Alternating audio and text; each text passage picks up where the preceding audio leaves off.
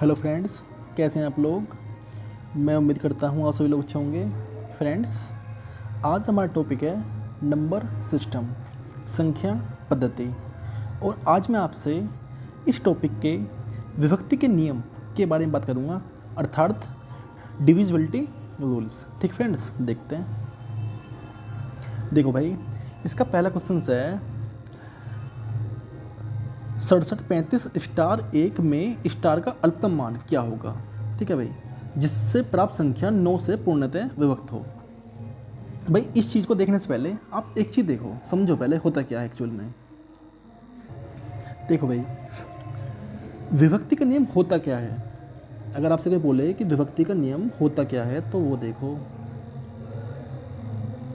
विभक्ति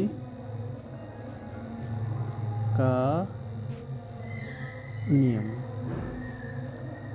ठीक है भाई, इसको बोलते हैं इंग्लिश में डिविजिबिलिटी। अरे क्या हो गया, देखो यार एक बार,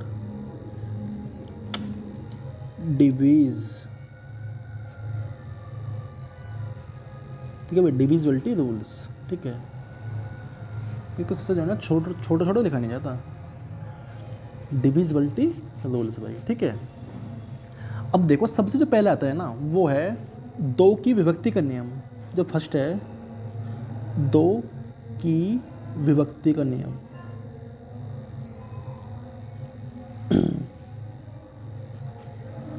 विभक्ति का नियम क्या होता है अभी देखो,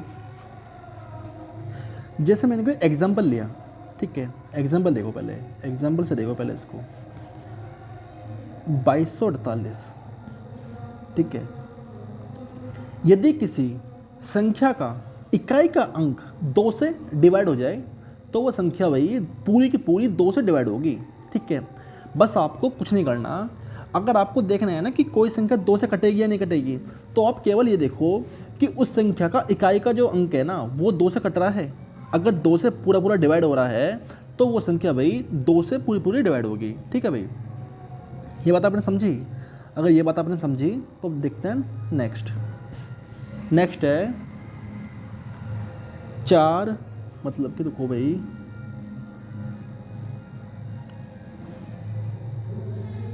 नेक्स्ट है जो सेकंड है, वो है 4 की विभक्ति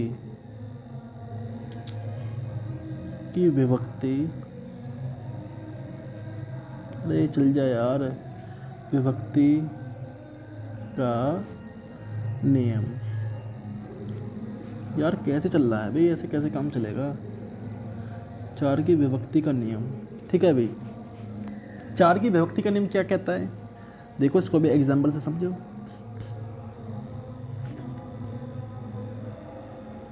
एग्जाम्पल है इसका 98, 73,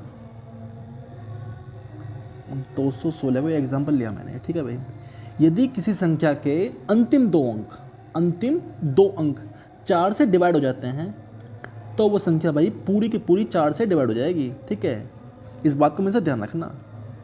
ठीक है, अंतिम 2 अंक यदि 4 से डिवाइड हो जाते हैं, तो वो संख्या भाई 4 से डिवाइड हो जाएगी। ठीक है, इस बात को मेरे से ध्यान रखना भाई। अब देखते हैं नेक्स्ट, थर्ड है 8 की विभक्ति का नियम। 8 की विभक्ति का नियम क्या होता है, इसे भी एग्जाम्पल से समझो। जैसे मैंने एग्जाम्पल लिया 98, 73, 216। ठीक है भाई, यदि किसी संख्या के अंतिम 3 अंक 8 से डिवाइड हो जाते हैं, मतलब कि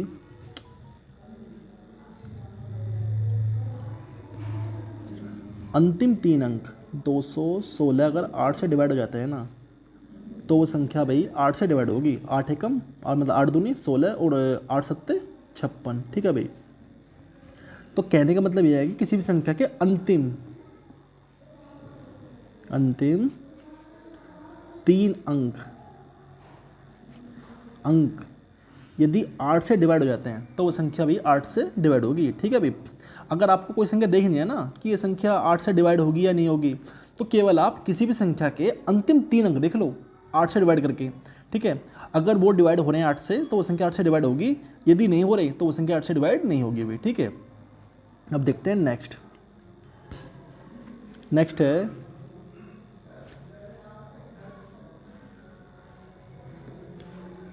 4th है भाई 3 और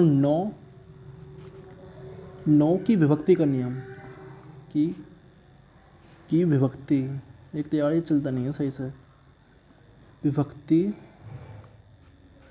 का नियम। ठीक है, मैं चल जाए यार, क्यों परेशान कर रहा है। ठीक है, 3 और 9 की विभक्ति का नियम। ठीक है, क्या होता है इसको भी एग्जाम्पल से समझो। ठीक है, हर चीज़ समझनी है आपको। ठीक है, रट्टा कुछ नहीं मारना। ठीक है भाई, जैसे मैंने कोई संख्या ली 98, 73, 216। ठीक है, यदि किसी भी संख्या के अंकों का योग 3 और 9 से डिवाइड हो जाता है तो वह संख्या भाई 9 से डिवाइड होती है। ठीक है, इसके अंकों का योग करते हैं पहले तो हम। करो भाई अंकों का योग, तो 9 + 8 + 7 + 3 + 2 + 1 + 6। ठीक है भाई, अब इनको जोड़ो।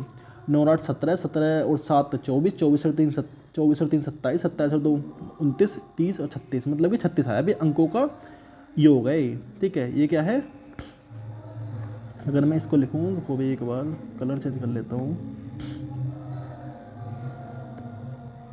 ये क्या है, ये अंकों का योग है, अंकों का योग। ठीक है भाई, और यदि किसी भी संख्या का अंकों का योग 3 और 9 से डिवाइड हो जाता है। ठीक है, अगर मैंने ये पहले यहाँ पे देख लेते हैं, ये मैंने करा 3 से डिवाइड। ठीक है भाई, 3 से जा रहा है क्या बार, 12 बार, 3 एकम 3 और 3 दूनी 6। ठीक है, और ये मैंने जब 9 से डिवाइड करके देखा तो 9 चौक 36। ठीक है भाई, 9 से भी जा रहा है।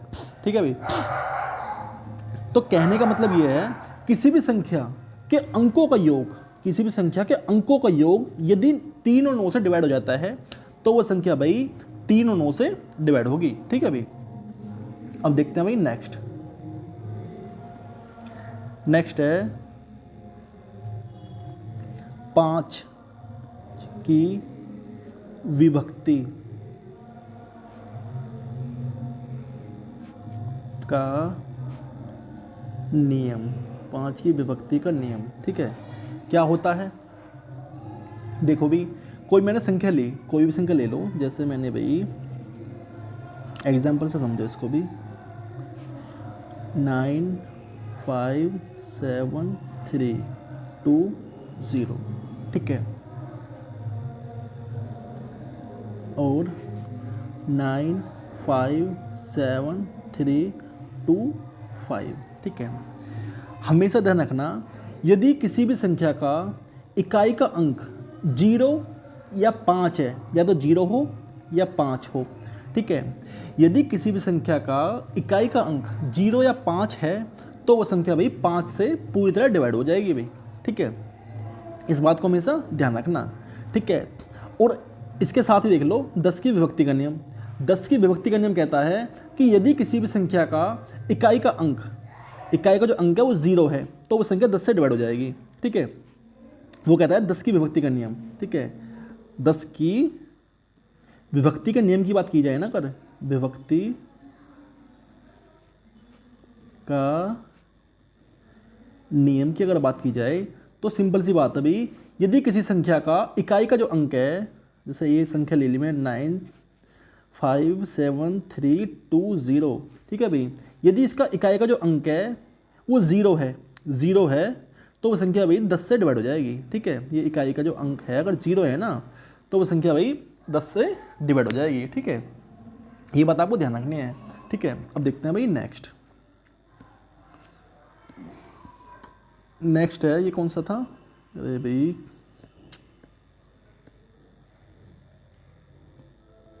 पांच बताइए, ठीक है। अब देखो 6 की विभक्ति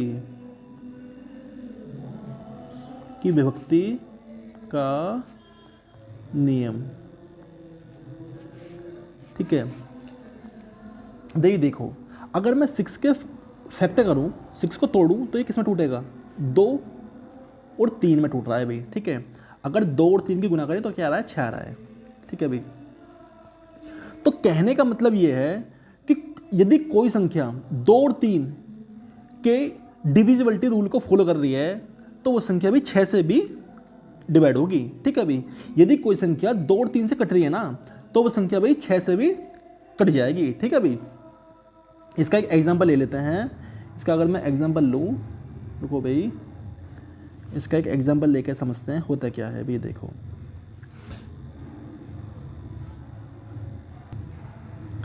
संख्या है 16, 53, 486, मतलब कुछ भी संख्या ले लो भाई, ठीक है।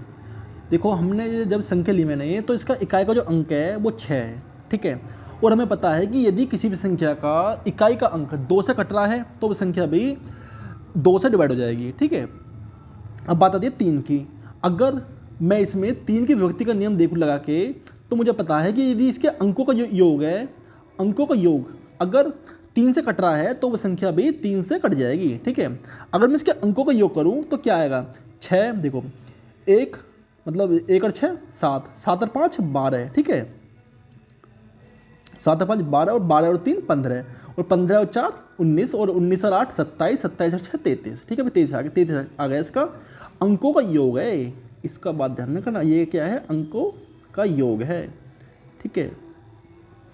ये क्या है, 3 से कट रहा है अभी, ठीक है, 3 से पूरे जा रहा है। तो कहने का मतलब क्या है मेरा, कहने का मतलब मेरा भाई ये है कि यदि कोई संख्या 2 और 3 से कट रही है ना तो वह संख्या 6 से भी पूरी डिवाइड हो जाएगी भाई, ठीक है। अब देखते हैं नेक्स्ट।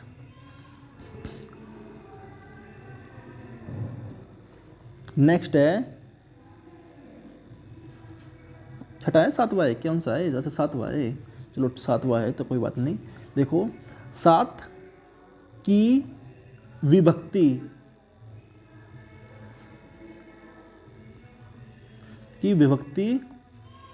का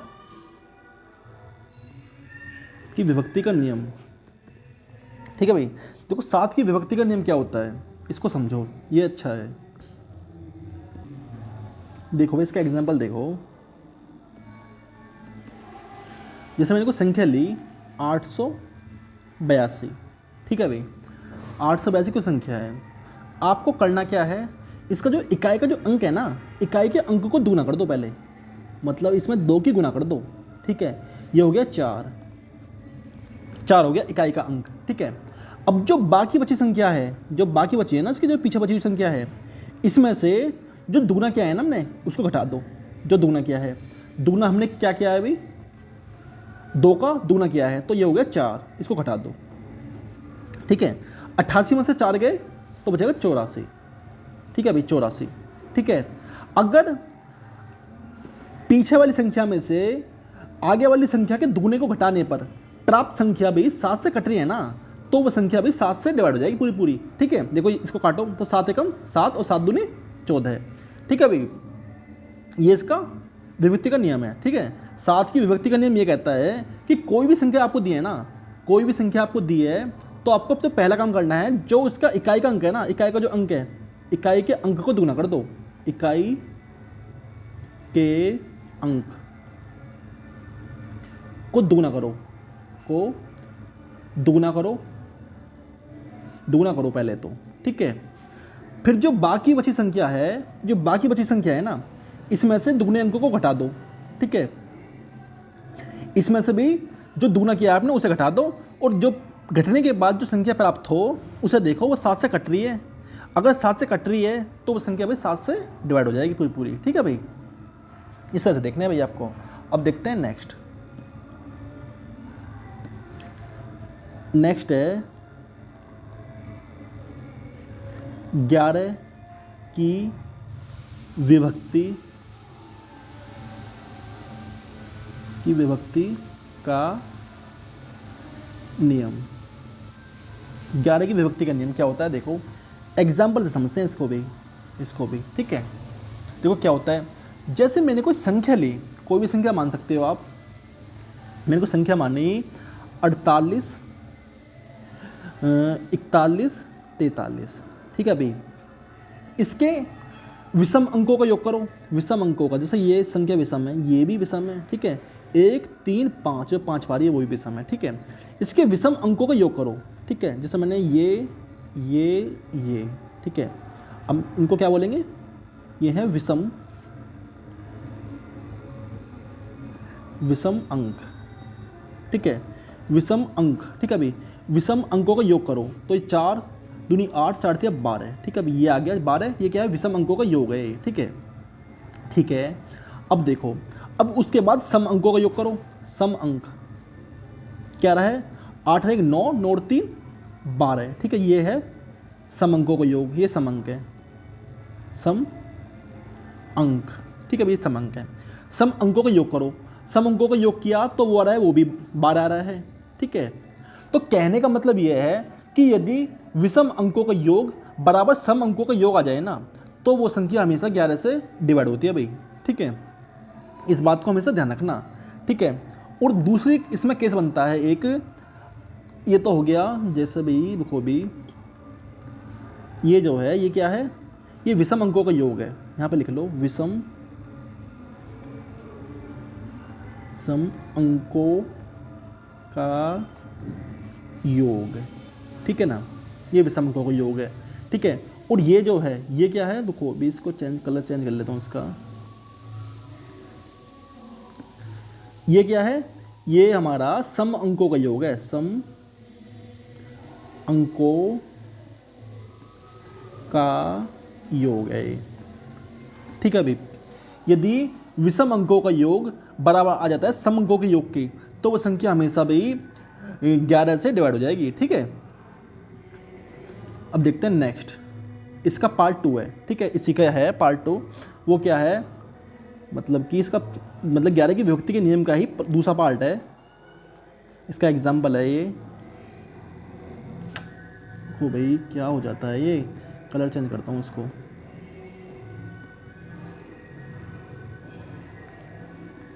इसका एक एग्जाम्पल और है, वो क्या है वो देखो। यदि कोई संख्या में दी है, जैसे मैं कोई संख्या दी है इसने 9 3 8, अरे यार कैसे लिख, 8 2 4 5, ठीक है भाई। इसके विषम अंकों का योग करो पहले तो, विषम अंक ये है और ये है, इनका योग करो, 9 8 17, 17 और 4 21, ठीक है भाई, 21 आ गया विषम अंकों का योग, ठीक है।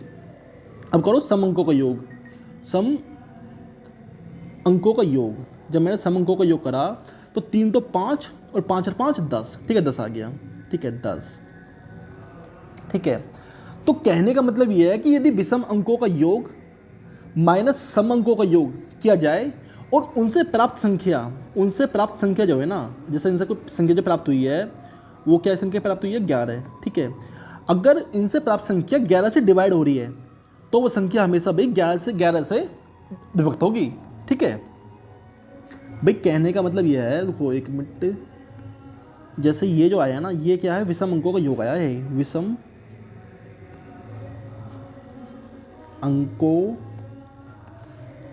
का योग है, ठीक है। ये जो है ये सम अंकों का योग है, सम अंकों का योग है, ठीक है। और जो ये है ना, ये विषम अंकों और सम अंकों का योग का अंतर है, ठीक है। यहाँ पे लिख सकते हो विषम अंकों के योग, विषम अंकों के योग और सम अंकों के योग का अंतर, और सम अंकों के योग का अंतर है भी ये, ठीक है, ठीक है। तो कहने का मतलब ये है कि यदि विषम अंकों का योग और सम अंकों के योग का अंतर 11 से डिवाइड हो रहा है तो वो संख्या हमेशा भाई 11 से विभक्त होगी। ठीक है, बस केवल आपको ये मतलब जो मैंने आपको सिखाए हैं ना विभक्ति के नियम, मैंने आपको देखो किस किस के सिखाए हैं। 2 की विभक्ति का नियम सिखा दिया, ठीक है भाई, और मैंने आपको 4 की विभक्ति का नियम सिखाया है, ठीक है, और मैंने आपको 8 की विभक्ति का नियम सिखा दिया, ठीक है, और मैंने आपको 3 की विभक्ति का नियम सिखाया है, ठीक है भाई, और मैंने आपको 9 की विभक्ति का नियम सिखा दिया, ठीक है, और मैंने आपको 5 की विभक्ति का नियम सिखा दिया, और मैंने आपको 10 की विभक्ति का नियम सिखा दिया, ठीक है, और मैंने आपको 6 की विभक्ति का नियम सिखा दिया, और मैंने आपको 7 की विभक्ति का नियम भी सिखा दिया। ठीक है, तो कहने का मतलब यह है कि मैंने आपको 2 से लेके मतलब कि 2 से, अरे चलता भी नहीं है यार, कितना परेशान कर रहा है यार, ये तो हैंग ही हो गया दिखे यार, काम ही नहीं कर रहा बिल्कुल भी। 2 से यार 2 से 10 तक की विभक्ति के नियम, ठीक है, नियम सिखा दिए हैं भाई, ठीक है, के नियम सिखा दिए हैं। ठीक है भाई, मैंने आपको जो है 2 से 10 तक की विभक्ति के नियम सिखा दिए हैं। ठीक है, अगर आपने ये नियम सीख लिए ना तो आप किसी भी संख्या को ये बता दोगे कि वो संख्या किससे कटेगी। ठीक है, चाहे कितनी बड़ी से बड़ी संख्या है। ठीक है भाई, ठीक है, अब चलते हैं सवाल पे, अब सवाल बजाते हैं। ठीक है, अब देखो बैक सवाल पे आते हैं। अब देखो भी, अब सवाल है, अब आपको किसी भी सवाल में कोई दिक्कत नहीं होगी। ठीक है, अब सवाल आप करोगे अपना आप।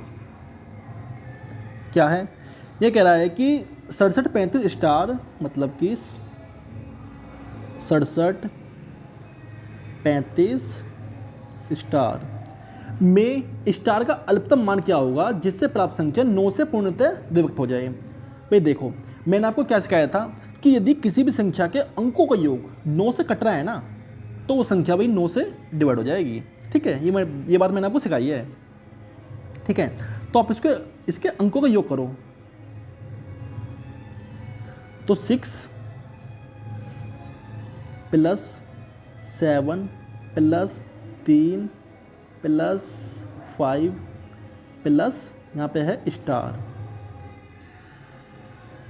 +1। ठीक है भाई, 9। ठीक है, अब जोड़ो, और 7 6 13 13 और 3 16 16 5 21 एक 22। ठीक है, 22 प्लस स्टार, ठीक है, स्टार आ गया 9। ठीक है, अब मुझे ये बताओ कि 22 में ऐसा क्या जोड़ दूं, मतलब कि स्टार की जगह कौन सी वैल्यू रख दूं जो 9 से कट जाए। जैसा आपको पता है भी, अगर इसको समझें, देखो 9 का जो टेबल होता है 9 एकम 9, 9 दूनी 18 और 9 तिया 27। ठीक है भाई, इस तरह से आता है टेबल, और 9 चौक 36। ठीक है, इस तरह से चलते हैं हम। ठीक है, तो आपको पता है कि हमारे पास 22 है। ठीक है, 9 के टेबल में आता है 27। अगर ये 27 हो जाए ना किसी तरह से तो ये संख्या भी कट जाएगी। ठीक है, तो 27 करने के लिए भी मैं इसमें क्या जोड़ूं, मुझे ये बताओ बस आप। 27 करने के लिए मुझे इसमें 5 जोड़ना पड़ेगा, 5। ठीक है, अगर मैं, कहने का मतलब ये है कि अगर मैं भाई स्टार की वैल्यू यहाँ पे 5 रख दूँ ना, 5 रख दूँ वैल्यू, तो ये संख्या भी 9 से कट जाएगी। ठीक है, स्टार की वैल्यू 5 रख दूँ तो ये संख्या भी 9 से कट जाएगी। ठीक है, अगर मैंने 5 रख दिया तो संख्या होगी 27। ठीक है, तो 27 भी 9 से जा रही है 3 बार, 9 तिया 27। ठीक है, तुमसे यही पूछ रहा है कि स्टार का अल्पतम मान क्या होगा जिससे प्राप्त संख्या 9 से पूर्णतः डिवाइड हो जाए। ठीक है, तो स्टार का अल्पतम मान क्या होगा, 5 होगा भी। ठीक है, तो 5 मतलब कि 30 इज द करेक्ट। ठीक है भाई, इस तरह से करना है। अब देखते हैं भाई नेक्स्ट।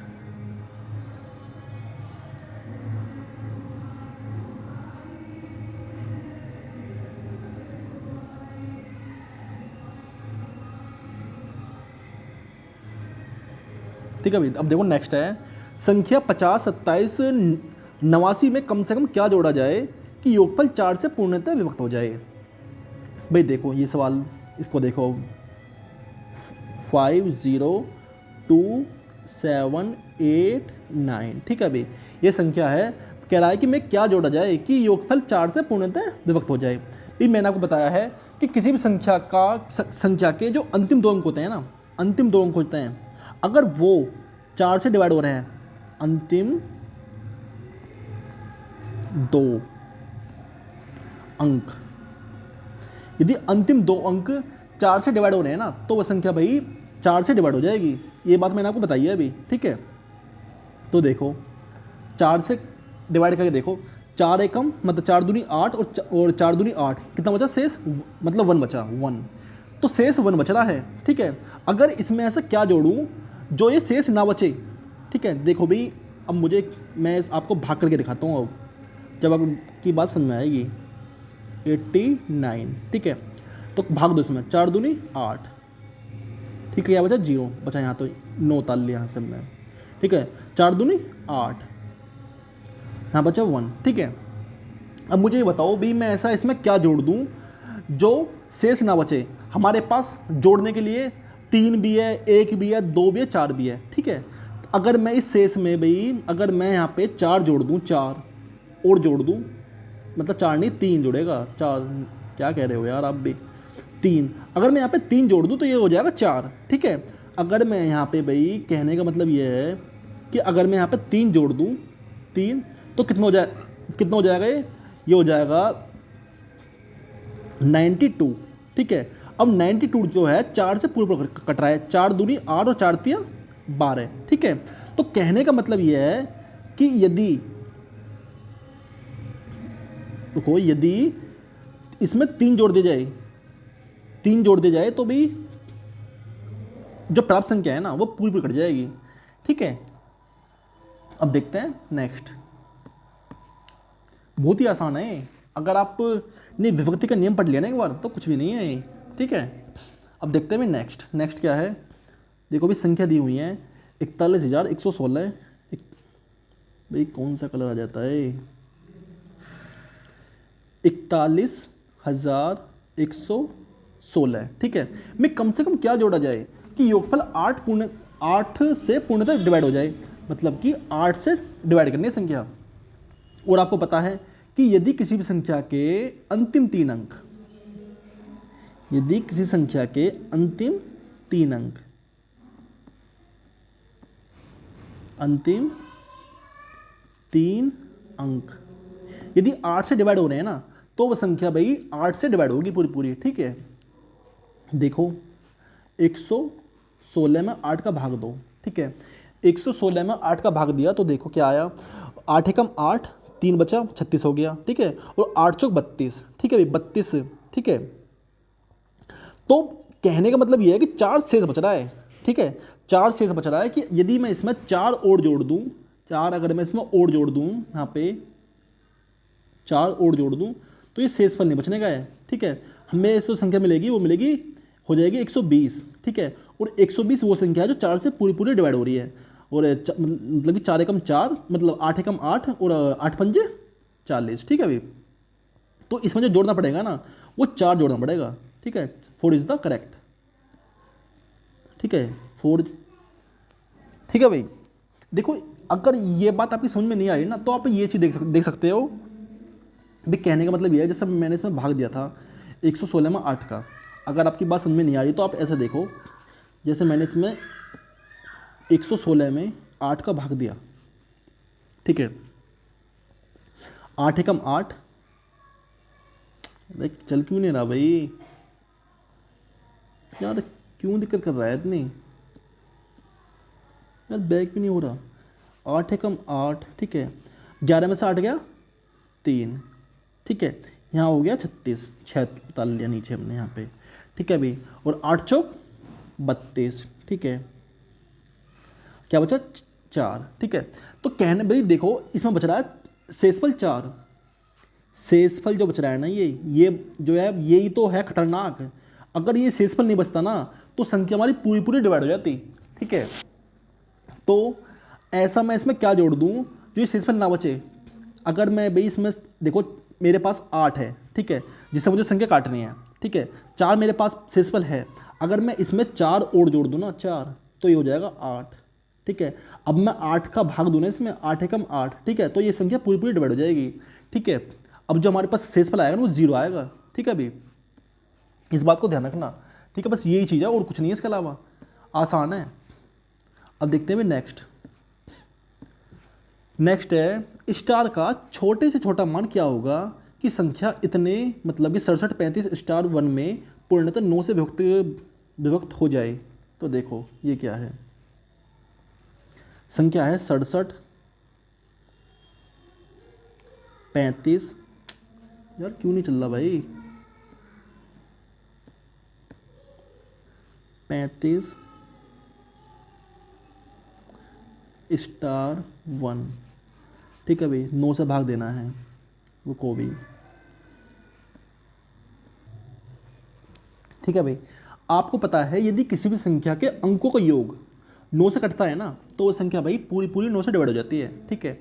इसके अंकों का योग करके देखो कितना आ रहा है।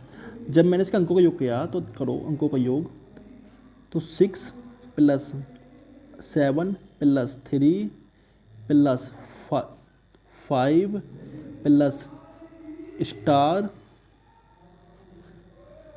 +1, ठीक है, डिवाइडेड बाई 9, ठीक है भाई। अब इनको जोड़ो, 7 6 13, 13 और 3 16, 16 5 21 22, ठीक है, 22 आ रहा है, 22 प्लस स्टार डिवाइडेड बाई 9, ठीक है। और ये सवाल तो मैंने आपको पीछे कराया है इस तरह का, बिल्कुल सेम ही तो है, ठीक है भाई। अब आपको पता है कि 9 का जो टेबल है ना, 9 9 एकम 9, 9 दूनी 18, 9 3 27, ठीक है भाई। मुझे चाहिए 27 बनाना है, 27 यहाँ पे, ठीक है, काटने के लिए, ठीक है। कितना कम है 22 से, अब कितना आसान हो गया देखो, 22 से कितना कम है ये बताओ बस तुम, मतलब 22 से 27 कितना ज़्यादा है, तो ये 5 ज़्यादा है भाई, 5।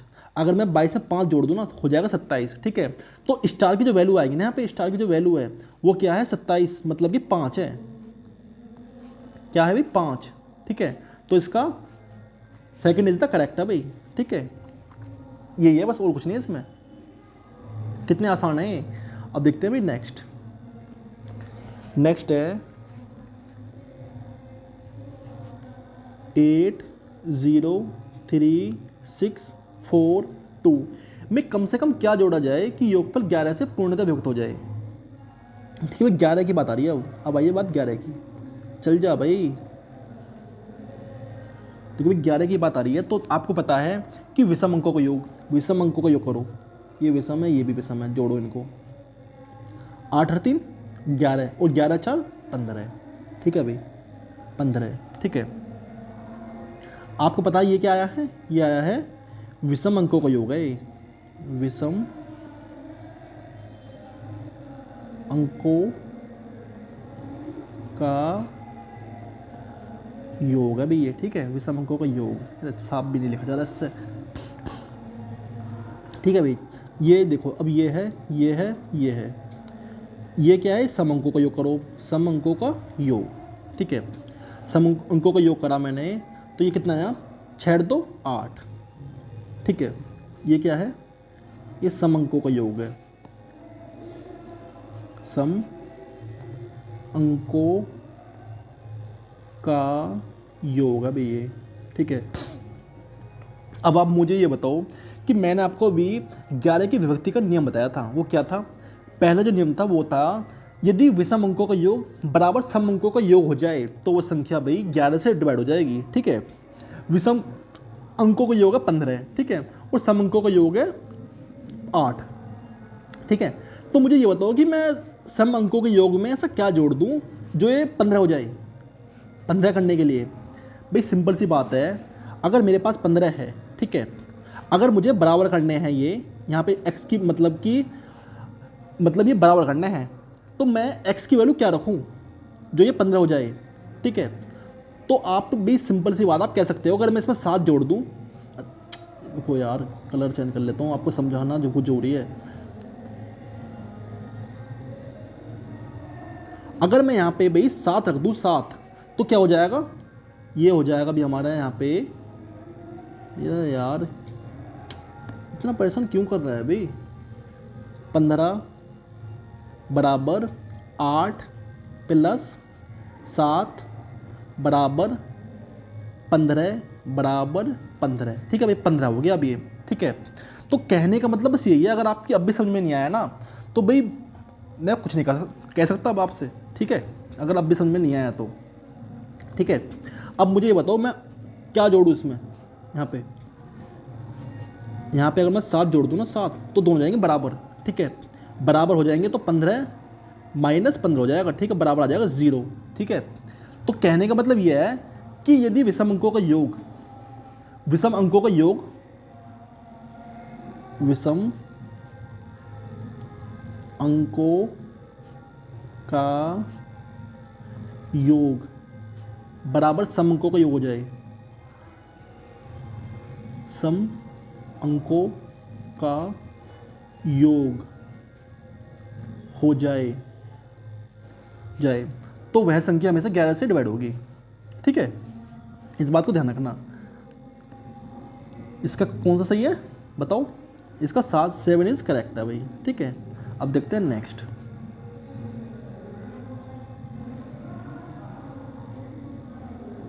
अब देखो, यदि संख्या 48 32 7 स्टार 8 पूर्णतः 11 से विभक्त हो तो स्टार का मान क्या होगा।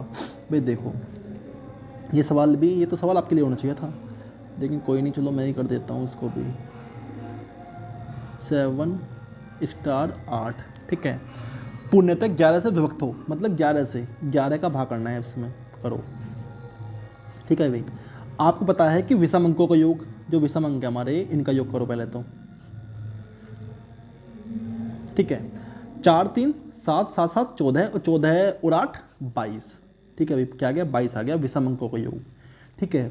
अब करो सम अंकों का योग, सम, ठीक है, 8 और 2 10 10, ठीक है, 10 हो गया, ठीक है भाई। अब आपको पता है कि 11 की विभक्ति के 2 नियम होते हैं, ठीक है। पहला नियम जो आपने पहले पिछले वाले क्वेश्चन में देखा, ठीक है, यदि विषम अंकों का योग बराबर सम अंकों का योग हो जाए तो वो संख्या 11 से विभक्त होती है, ठीक है। जो दूसरा नियम होता है वो कहता है कि यदि विषम अंकों का योग माइनस सम अंकों का योग का अंतर यदि 11 से विभक्त हो जाए ना तो वो संख्या भाई 11 से डिवाइड होती है, ठीक है। अब मुझे ये बताओ कि 22 में से 10 घटा तो क्या बचा, 12 है, ठीक है। तो मैं इसमें 10 में ऐसा क्या जोड़ दूं जो ये संख्या भी 11 से डिवाइड हो जाए, बताओ। अगर मैं इसमें 1 जोड़ दूं, 1 जोड़ दूं तो ये हो जाएगा क्या, यहाँ पे 11, ठीक है। जो अंतर आया 11 आया, ठीक है। तो 11 जो है 11 से डिवाइड हो रहा है, ठीक है भाई, एक बार जा रहा है। तो कहने का मतलब यह है कि यदि मैं इसमें 1 जोड़ दूं ना स्टार की जगह, स्टार की जगह अगर 1 रख दूं, अगर मैं स्टार की जगह भाई 1 रख दूं ना यहाँ पे 1, तो ये संख्या जो है 11 से पूरी तरह डिवाइड हो जाएगी, ठीक है। क्योंकि हमने पढ़ा है, क्या पढ़ा है वो देखो, आपने अभी सीखा है, यदि विषम अंकों का योग माइनस सम अंकों के योग का अंतर यदि 11 से विभक्त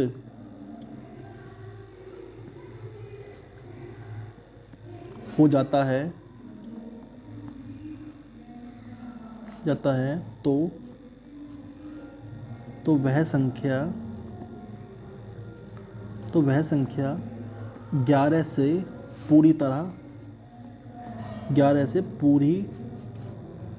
अरे चल जा भाई यार, हम तो बड़े दुखी हैं इससे भी, पूरी तरह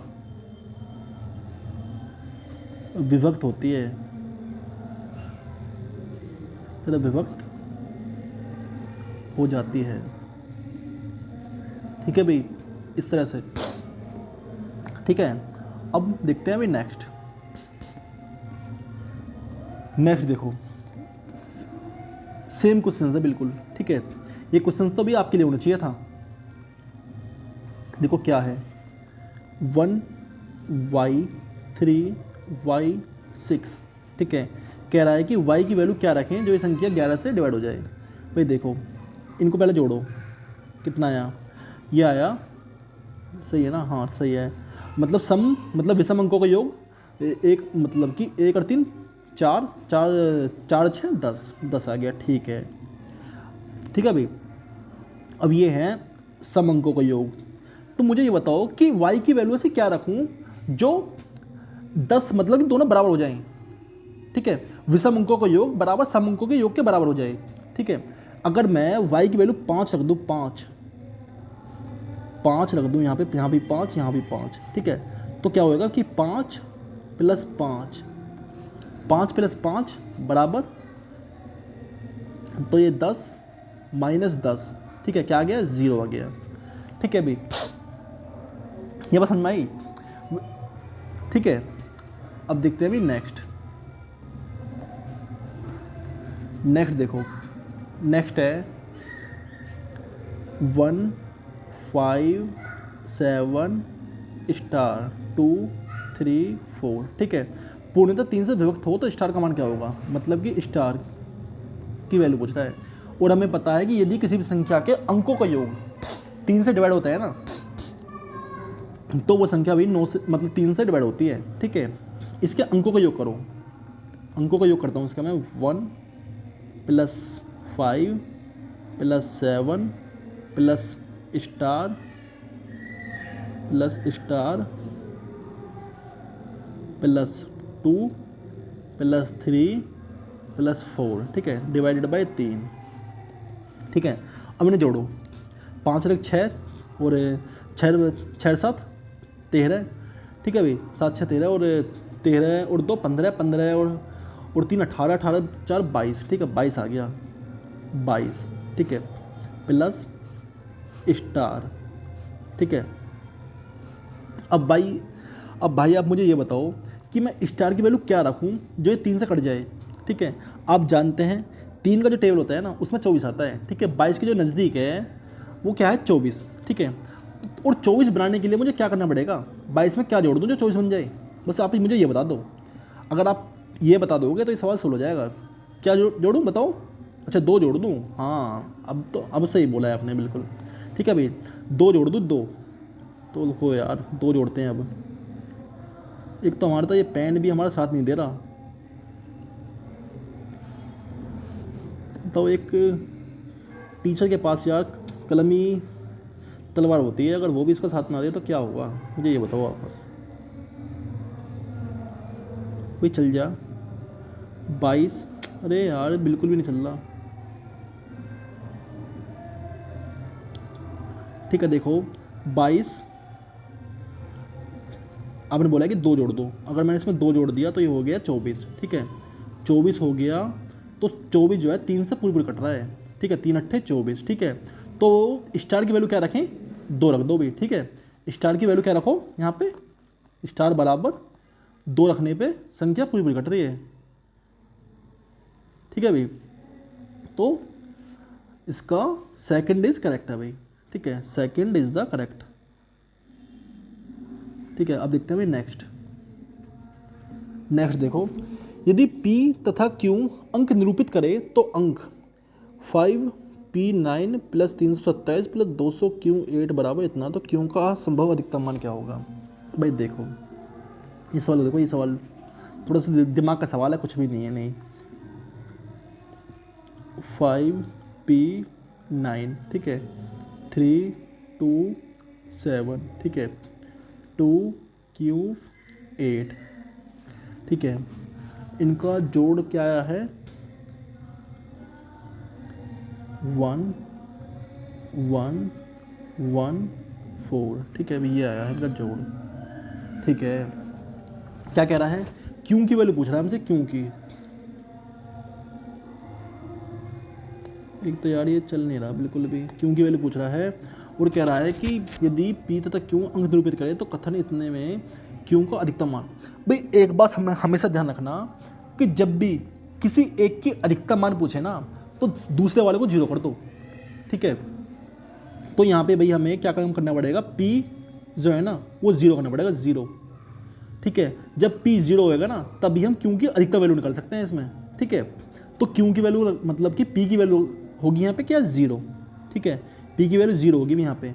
अब इन्हें जोड़ो, अब देखो क्या आएगा q की वैल्यू।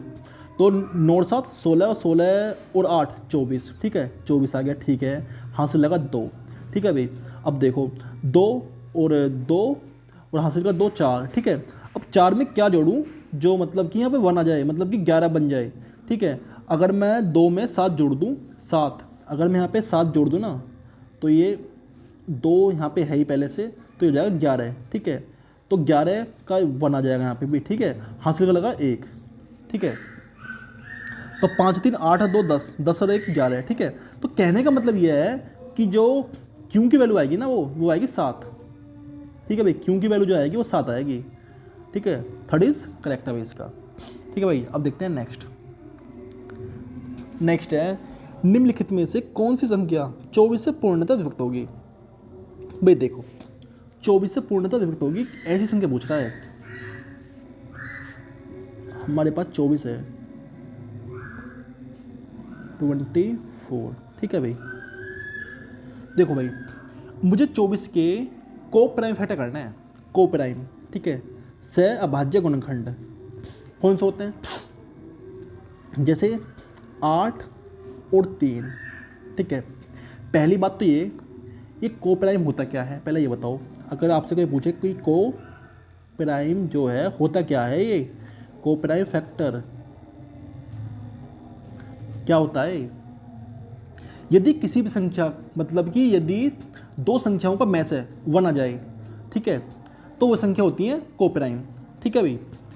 तो मैस क्या होता है, मैस है, अगर आपसे कोई मैस है पूछे ना मैस है क्या होता है, तो मैस है वो संख्या होती है जो सभी में कॉमन होती है, ठीक है। जैसे हमसे यहाँ पे 8 और 3 में मैस है पूछे ना कोई, 8 और 3 का मैस है पूछे कोई, मैं आपको पढ़ाऊंगा ये सारी चीज़ें, टेंशन लेने की जरूरत नहीं है बिल्कुल भी, ठीक है। एक एक चीज़ आपको ऐसा पढ़ा दूंगा जैसे आपके दिमाग में चली जाएगी चीज़ें, ठीक है। बिल्कुल टेंशन नहीं लेनी, ठीक है भाई। कह रहा है कि 8 और 3 का मैस है, मुझे ये बताओ 8 और 3 में कॉमन क्या है, ऐसा कुछ है कॉमन, ठीक है भाई। मुझे तो कुछ कॉमन लगा नहीं, केवल 1 है। अगर 1 ऐसा संख्या है जो दोनों में कॉमन है, मतलब दोनों में कॉमन है, ठीक है भाई, तो 1 क्या है इसका मैस है, ठीक है।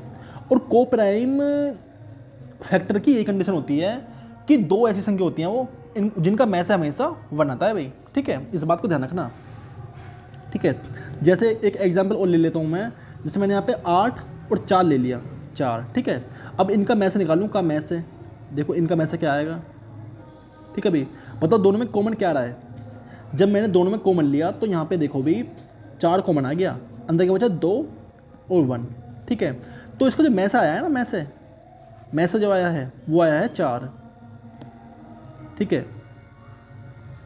तो ये जो संख्या है ना ये वाली, ये को प्राइम फैक्टर नहीं है। को प्राइम फैक्टर हमेशा वो संख्या होंगी जिनका मैस है जो 1 आएगा, ठीक है भाई। अब आ जाओ पीछे सवाल पा जाते हैं अब, ठीक है।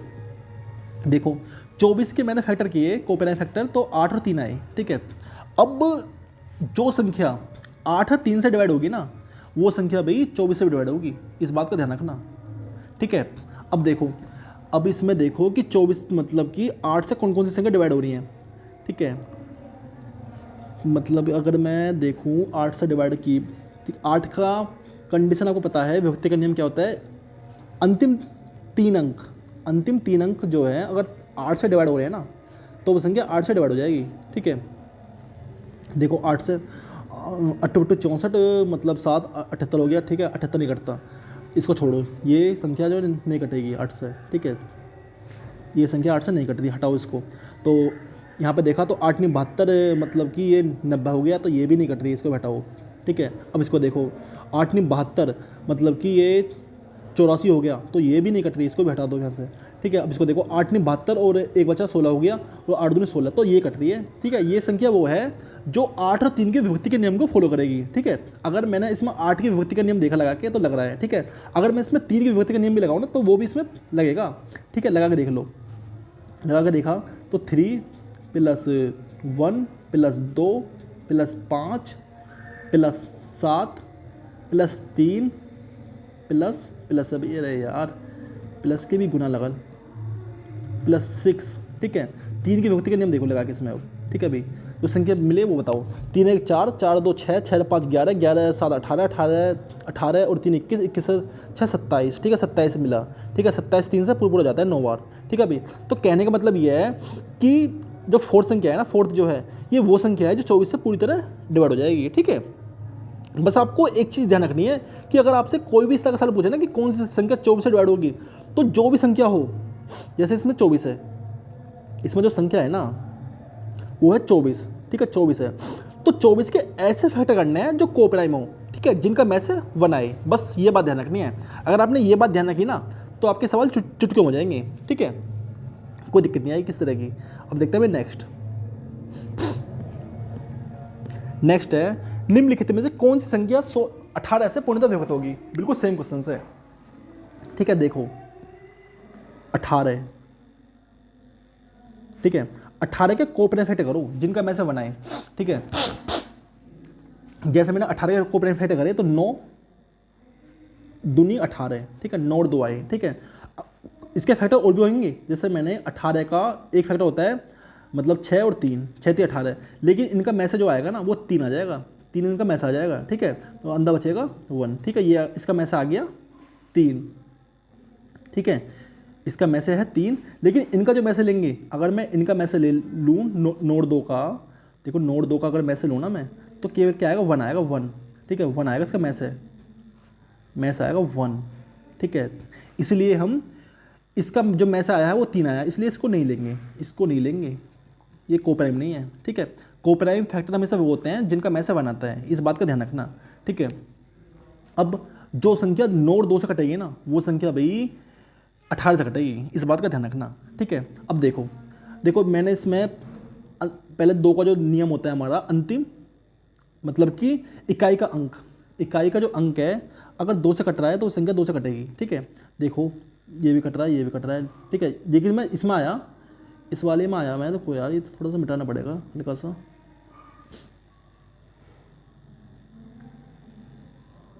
जब मैं इस वाले में आया तो मैंने देखा कि जो 3 है ये 2 से नहीं कटता, ठीक है। अगर ये 3 2 से नहीं कट रहा ना तो ये संख्या भी 18 से भी नहीं कटेगी, ठीक है। 18 से संख्या कटेगी नहीं, तो इसका ये जो है गलत है।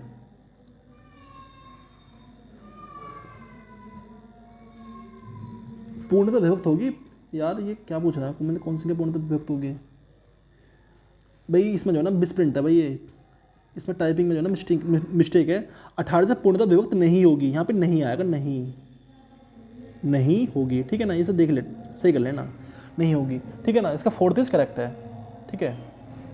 अब देखते हैं नेक्स्ट देखो 1 से 200 के बीच कितने पूर्णांक है जो 2 और 3 से विभक्त हों, ठीक है भाई। देखो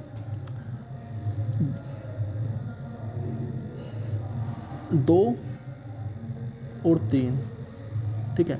अगर कोई संख्या 2 और 3 से डिवाइड हो रही है ना तो वो संख्या 6 से भी डिवाइड होगी, ठीक है। तो देखो कितने पूर्णांक है 200 के बीच में, तो कुछ नहीं करना, 200 में 6 का भाग दे दो बस, बताओ कितने आएंगे। 6 3 18 और 2 20 हो गया, और 6 3 18, ठीक है भाई। तो 33 पूर्णांक ऐसे हैं, 2 मतलब कि 1 से 200 के बीच 33 पूर्णांक ऐसे हैं जो 33 मतलब कि 2 और 3 से डिवाइड होंगे, ठीक है। कितने पूर्णांक है 33, 4th इज करेक्ट, ठीक भाई। अब देखते हैं नेक्स्ट है निम्नलिखित में से कौन सी संख्या किसी प्राकृत संख्या का वर्ग नहीं हो सकती, ठीक है। देखो भी इसका भी एक कॉन्सेप्ट होता है कि कौन सी संख्या किसी का वर्ग होगी किसका नहीं होगी। ये चीज़ जानने के लिए देखो क्या होता है। जैसे भी मैंने 1 का स्क्वायर किया तो क्या आया, 1 आया। 2 का स्क्वायर किया तो क्या आया, 4 आया। 3 का स्क्वायर किया तो 9 आया। 4 का स्क्वायर किया तो 16 आया। 5 का स्क्वायर किया तो 25 आया। 6 का स्क्वायर किया तो 36 आया। 7 का स्क्वायर किया तो 49 आया। 8 का स्क्वायर किया तो 80 आया। 9 का स्क्वायर किया तो 81 आया, ठीक है भाई। 81 आ गया यहाँ पे, ठीक है। 10 का स्क्वायर कर रहा हूँ तो 100 आ रहा है, ठीक है। तो कहने का मतलब ये है मेरा यदि किसी भी संख्या का इकाई का अंक, मतलब कि इकाई का अंक ये है, मतलब 1 है, 4 है, 9 है, 6 है, 5 है, ठीक है, ये मतलब 6 है, 9 है, 0 है, मतलब 1 है, इस तरह से है। यदि, तो आप लिख सकते हो कि यहाँ पे लिखो, यदि किसी भी संख्या का अंतिम, यदि किसी भी संख्या का अंतिम अंक या इकाई का अंक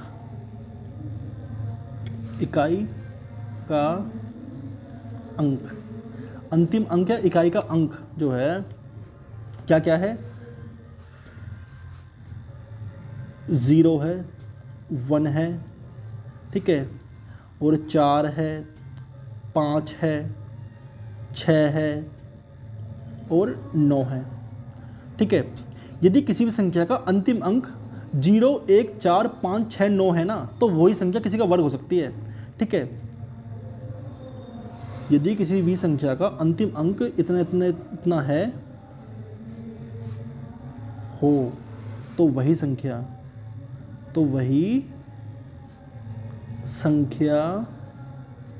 किसी भी संख्या का वर्ग हो सकती है। किसी भी संख्या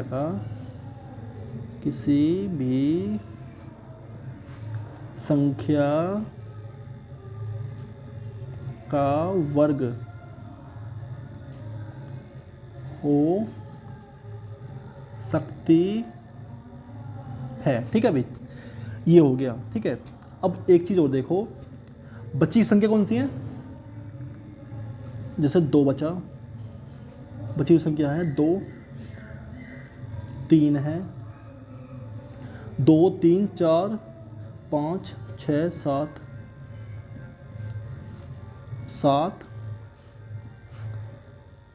7 और 8, ये वो संख्या है जो किसी के मतलब इकाई के अंक में है ना, तो ये संख्या किसी का वर्ग नहीं हो सकती, ठीक है। अगर किसी का इकाई का अंक, जैसे मैंने संख्या मान ली, कोई भी मान लो, जैसे हमारा 441 होता है, ठीक है, 21 का स्क्वायर है 441, ठीक है। अगर 441 में होगा 442 है ना, अगर किसी भी संख्या का मतलब अंतिम अंक या इकाई का अंक 2, 3, 7, 8 है, तो वो संख्या भी कभी भी किसी का वर्ग नहीं होंगी, ठीक है। इस बात को हमेशा ध्यान रखना, ठीक है भाई, हमेशा इस बात को ध्यान रखना। यदि किसी भी संख्या का अंतिम अंक 2, 3, 7, 8 है, तो वो संख्या किसी का वर्ग नहीं हो सकती, ठीक है। चाहे इस बात को लिख लो, ठीक है, यहाँ पे लिख देता हूँ इस बात को, देखो, यदि किसी भी संख्या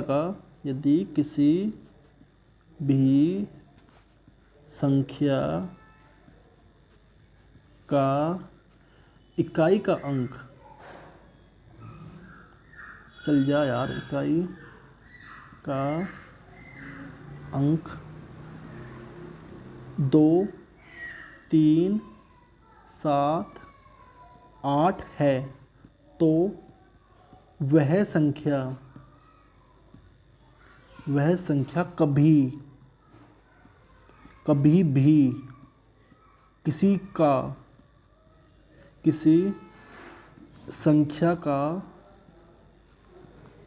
का वर्ग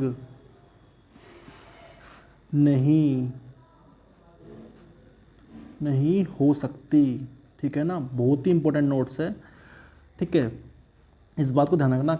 यदि किसी भी संख्या का अंतिम अंक या इकाई का अंक 2, 3, 7, 8 है ना, तो वो संख्या कभी भी किसी का वर्ग नहीं हो सकती, ठीक है। अब आ जाओ सवाल पे। अब मुझे बताओ, निम्नलिखित में से कौन सी संख्या किसी प्राकृत संख्या का वर्ग नहीं हो सकती।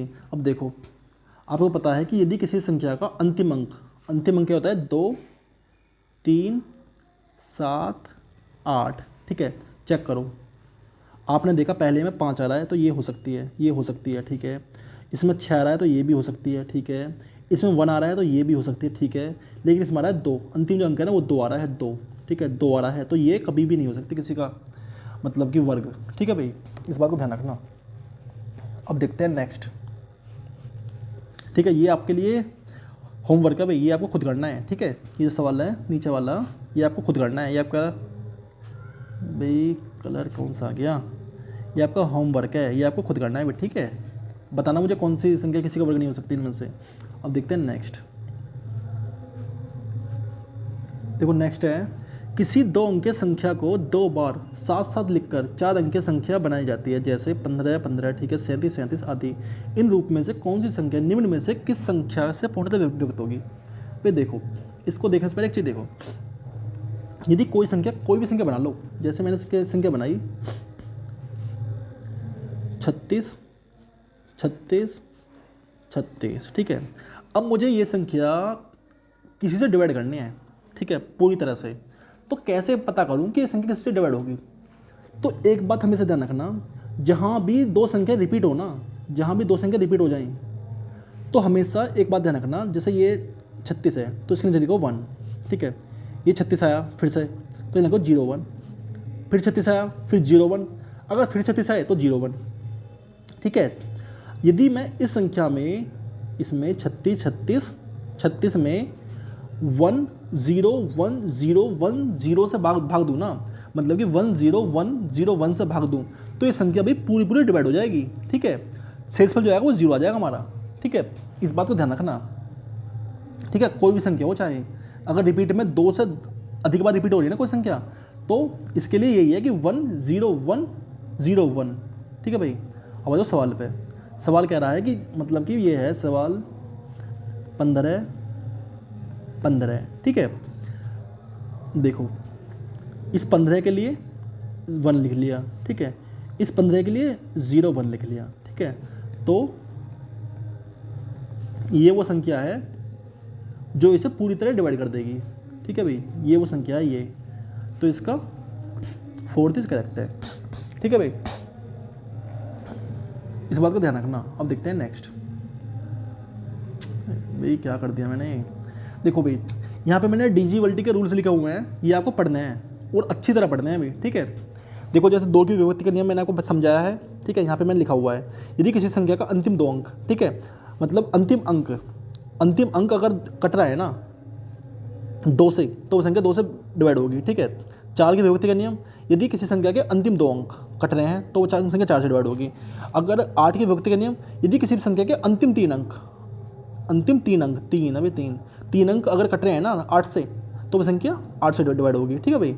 इसी तरह से अब 3 की विभक्ति का नियम है, यदि किसी भी संख्या के अंकों का योग, मतलब कि अंकों का योग करो, अंकों का योग, अगर किसी भी संख्या के अंकों का योग 3 से डिवाइड हो रहा है पूरी तरह, तो वो संख्या भाई 3 से डिवाइड होगी, ठीक है। यही कहता है 9 की विभक्ति का नियम यही है, ठीक है। और 6 की विभक्ति का नियम क्या कहता है, यदि कोई संख्या 2 और 3 से कट रही है, 2 और 3 से कट रही है कोई संख्या, तो वह संख्या भाई 6 से भी डिवाइड हो जाएगी, ठीक है। 5 की विभक्ति का नियम कहता है, यदि किसी भी संख्या का इकाई का अंक 0 या 5 है, ठीक है, 0 या 5 किसी भी संख्या के इकाई का अंक है ना, अगर चल जा भाई 0 5 है तो वह संख्या भाई 5 से डिवाइड हो जाएगी, ठीक है। अब देखो नेक्स्ट क्या है, नेक्स्ट है 7 की विभक्ति का नियम। आपको पता है कि इकाई के अंक को दूना कर दो, दूना करने के बाद जो शेष बची संख्या है ना उसमें से घटा दो, और घटाने के बाद जो संख्या प्राप्त हो, अगर वो संख्या भाई 7 से डिवाइड हो रही है तो वो संख्या 7 से डिवाइड हो जाएगी, ठीक है। ये चीज़ मैंने आपको बताई है, समझाइए मैंने आपको ये चीज़, ठीक है भाई। ये चीज़ आपको पढ़नी है अच्छी तरह से। 11 की विभक्ति के नियम मैंने आपको बताया है, यदि विषम अंकों का अंक और सम अंकों का योग बराबर हो आता है तो वह संख्या 11 से पूर्णतः विभाजित होती है, ठीक है। ये चीज़ मैंने आपको बताई है, यदि विषम अंक और सम अंकों के योग का अंतर 11 से विभाजित हो जाता है तो वह संख्या भी 11 से विभाजित होती है, ठीक है। ये बात ही मैंने आपको बताई है भाई, ठीक है भाई। अब देखते हैं भाई नेक्स्ट है अभाज्य संख्याएं। भाई मोस्ट इंपॉर्टेंट है भाई, ये तो बहुत ही इंपॉर्टेंट चीज़ है। ऐसी संख्या जिनके 2 या 2 मतलब कि कहने का मतलब ये है कि ऐसी संख्या जो या तो 1 से कटे, ठीक है, या खुद से कटे, ठीक है भाई, वो संख्या होती है अभाज्य संख्या, ठीक है। उन्हें बोलते हैं प्राइम नंबर्स, ठीक है भाई। और इनकी कोई शॉर्टकट मेथड नहीं होता कि मैं आपको इनकी ट्रिक बता दूं, लेकिन अगर आप इनको याद करोगे ना तो ये आपको याद हो जाएंगी, कुछ भी नहीं है ये याद करने में, बहुत ही आसान होती है ये, ठीक है। 2 3 5 7 11 13 17 19 23 29 31 37 41 43 47 53 59 61 67 71 73 79 83 89 97, ठीक है, ये याद हो जाती हैं। ठीक है भाई। और जिस दिन मैं आपके सामने फेस टू फेस आऊँ ना, लाइव आऊँ, तो आप भाई मुझसे सुन लेना कुछ भी, ठीक है। ऐसा नहीं कि मैं आपको याद करने के लिए बोल रहा हूँ, मुझे याद नहीं है। जो चीज़ मुझे याद है ना, इसलिए बोल रहा हूँ कि वो चीज़ आपको भी याद हो सकती है, ठीक है। और जो भी चीज़ मैं आपको पढ़ाऊँगा ना, वो चीज़ मुझे भाई आती है और बिना देखे आती है, इसलिए मैं आपको पढ़ा रहा हूँ, ठीक है। अगर कोई चीज़ मुझे आ सकती है ना, तो वो चीज़ आपको भी आ सकती है, ठीक है भाई। अगर मैं आपको कोई भी सब्जेक्ट पढ़ाऊँगा ना, कोई भी सब्जेक्ट, अगर मैं आपको मतलब कि पॉलिटी पढ़ाऊँगा, पॉलिटी, तो वो भी आपको बिना देखे पढ़ाऊँगा भाई मैं, ठीक है। अब देखो नेक्स्ट क्या है, 1 से 25 के बीच अभाज्य संख्याएं कितनी है, तो वो है 9, ठीक है। 1 से 25 के बीच, और 25 से 50 के बीच कितनी है, 6, ठीक है। ये याद करनी है आपको। और 50 से 100 के बीच कितनी है, ये 20, वो 10 है, ठीक है भाई। ये चीज़ आपको याद करनी है कि जैसे 1 से 25 के बीच अभाज्य संख्या कितनी है, 2, 3, 5, 7, 11, 13, 17, 19, 23, ठीक है, ये याद करनी है। और 25 से 50 के बीच अभाज्य संख्या कितनी है, 6, ठीक है। 29, 31, 37, 41, 43, 47, ठीक है भाई। और 50 से 100 के बीच अभाज्य संख्या 53, 59, 61, 67, 71, 73 और 79, 83, 89, 97, ठीक है भाई। और एक इंपॉर्टेंट नोट है, ये देखना कि 2 सबसे छोटी और एकमात्र सम अभाज्य संख्या है भी, ठीक है। इस बात को भी ध्यान रखना, और ये बहुत ही इंपॉर्टेंट है, ठीक है। इनके ऊपर तो मैं इंपॉर्टेंट लिख देता हूँ भाई, ठीक है, बहुत ही इंपॉर्टेंट है भाई ये, इनको याद करना अच्छी तरह से, ठीक है। अब देखते हैं नेक्स्ट। देखो नेक्स्ट क्या है, से अभाज्य संख्या क्या है भाई। मैंने आपको बताया है कि 2 ऐसी संख्या जिनका मैं से बनाए, ठीक है, वो होती है हमारी से अभाज्य संख्या, ठीक है। इंग्लिश में बोलते हैं इनको को प्राइम नंबर्स, ठीक है। ये भी आपको पता होना चाहिए, ठीक है। मैं से जिनका बनाता है ना, ऐसी संख्या जिनका मैं से बनाए, वो होती है को प्राइम्स नंबर्स, ठीक है। इसको देखना, ये भी इंपॉर्टेंट नोट है, इसको भी पढ़ लेना एक बार, ठीक है। यदि कोई संख्या 2 अभाज्य संख्या, मतलब कि ये अभाज्य लिखा है मैंने, अभाज्य नहीं होगा यार, तो सहअभाज्य होगा। मतलब मैं भी क्या टाइपिंग में मिस हो जाती हूँ मुझसे यार, क्या करूँ मैं। यहाँ पे जो ना, ये अभाज्य नहीं होगा, ये होगा यहाँ पे सहअभाज्य है, यहाँ पे सह भी आएगा, सहअभाज्य है, अभाज्य भी, ठीक है। यदि कोई संख्या 2 सहअभाज्य संख्याओं, इसको काट सकते हो चाहे आप, यदि कोई संख्या 2 सहअभाज्य संख्या ए और बी से पूर्णतः विभक्त होती है, तो वह संख्या ए और बी के गुणनफल से भी पूर्णतः विभक्त होगी, ठीक है। यदि 19,752 2 अभाज्य संख्या 2 और 3 से विभक्त होती है, तो वह संख्या इनके गुणनफल से भी विभक्त होगी, ठीक है भाई। ये बात समझनी, कुछ नहीं है, मैंने ये चीज़ आपको समझा दी पीछे, ठीक है भाई। इन सब चीज़ों को पढ़ लेना एक बार, ठीक है, इंपॉर्टेंट चीज़ें हैं, ठीक है भाई। अब आगे भी कुछ है नहीं भाई, अब कुछ नहीं है, ठीक है भाई। थैंक यू, इनको पढ़ना अच्छी तरह से।